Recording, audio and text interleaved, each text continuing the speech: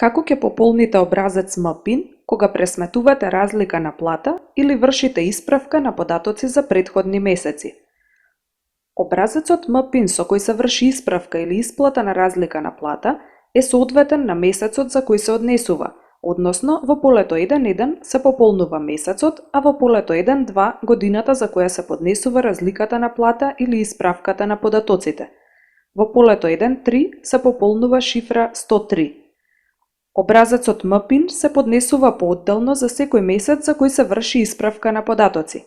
Во образецот МПИН се вклучени само вработените за кои се однесува исправката на податоци или исплатата на разлика. Податоците што се поднесуваат се целосни за наведениот месец и ги заменуваат претходно поднесените податоци. Се врши споредба со претходно поднесените податоци за месецот за кој се пресметуваат и плаќаат придонеси и персонален данок, освен за ефективната нето плата.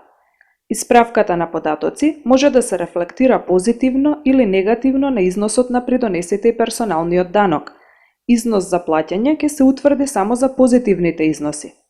За негативните износи ќе се генерира поврат од идни уплати, кој поврат автоматски ќе се пребие со износите во наредните конечни пресметки.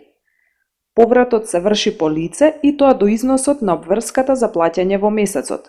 Доколку повратот е во поголем износ од обврската, во тој случај остатокот од повратот се пренесува за нареден период.